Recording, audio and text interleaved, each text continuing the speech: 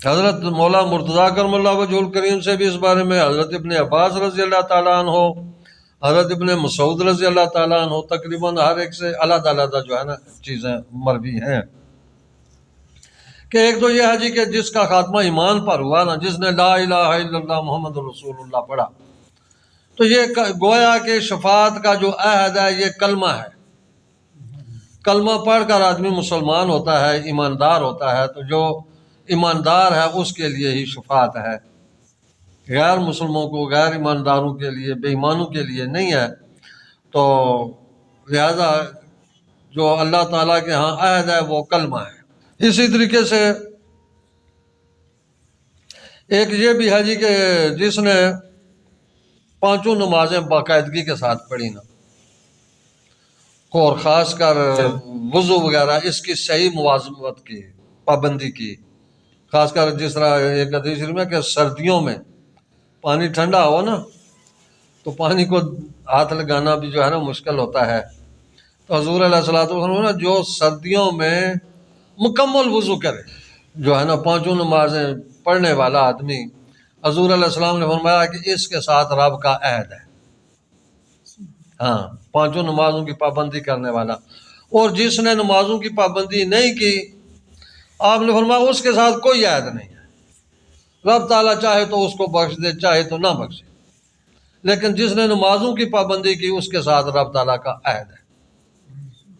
یہ بھی ہے۔ اچھا، اس کے علاوہ جو ہے نا ایک اور روایت ہے جو حضرت عبداللہ بن مسعود رضی اللہ تعالیٰ عنہ سے ہے، حضور علیہ الصلوۃ والسلام کی ایک خاص دعا ہے جو مستدرک علی الحاکم جو ہے نا، مستدرک علی الصحیحین للحاکم،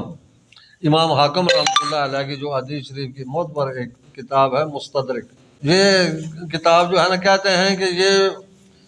بالکل وہی معیار ہے احادیث شریف کا جو بخاری اور مسلم کا ہے، لیکن انہوں نے معیار یہ وہی ہے، لیکن انہوں نے یہ حدیثیں اپنی کتابوں میں نہیں لکھی ہیں، بخاری میں وہ نہیں ہے، مسلم میں وہ نہیں ہے، لیکن اسی معیار کی آپ نے وہ اس معیار کی حدیثیں اکٹھی کی ہے، وہ مستدرک اس کا نام ہے، مستدرک علی الصحیحین۔ اس میں یہ ایک حدیث شریف ہے، اور بھی طبرانی میں بھی ہے، اور دیگر بھی بعض کتب میں ہے، تقریباً تفسیر کے اکثر کتب میں جو ہے نا یہ ملتی ہے دعا، کہ حضور علیہ الصلوۃ والسلام نے فرمایا کہ تم میں سے کوئی ایسا نہیں ہے کہ جو صبح و شام اللہ تعالیٰ سے عہد کرے، صبح و شام اللہ سے عہد کرے۔ عرض کی گئی یا رسول اللہ صلی اللہ علیہ وسلم وہ کیا طریقہ ہے، کیسے عہد کیا جا سکتا ہے؟ تو آپ نے وہ دعا بیان فرمائی، یہ وہی دعا ہے جس کو ہم عہد نامہ کہتے ہیں، عہد نامہ یہ وہی ہے، مستدرک میں بھی، دیگر طبرانی اور کتب میں بھی لکھی ہوئی ہے یہ۔ تو یعنی جو کوئی صبح و شام یہ پڑھے گا نا، رب تعالیٰ اس کو عرش کے نیچے محفوظ کر کے رکھ دے گا، اور پھر کل جس وقت قیامت میں یہ حساب کتاب ہوگا تو رب تعالیٰ اس وقت پوچھے گا، اعلان ہوگا وہ کون، کہاں ہیں وہ لوگ جن کا رب تعالیٰ کے ساتھ عہد ہے، وہ کہاں ہیں جن کا رب تعالیٰ کے ساتھ عہد ہے؟ تو یعنی کہ یہی لوگ جو صبح و شام یہ دعا پڑھنے والے ہیں،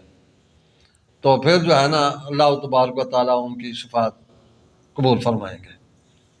ان لوگوں کی جو یہ صبح و شام جو ہے نا یعنی عہد نامہ پڑھنے والے ہیں وہ دعا۔ تو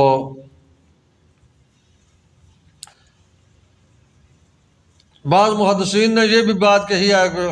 جس وقت انہوں نے جو ہے نا یہ حدیث شریف روایت کی نا، تو انہوں نے یہ بھی کہا جی کہ اس دعا کو جو ہے نا ہمارے کفن پر لکھ دینا، جس وقت ہم فوت ہوں کفنایا جائے تو جو ہمارا کفن ہوگا اس پر جو ہے نا یہ عہد نامہ لکھ دیا جائے۔ تو اس سے بھی یہ بات پتہ چلتی ہے نا،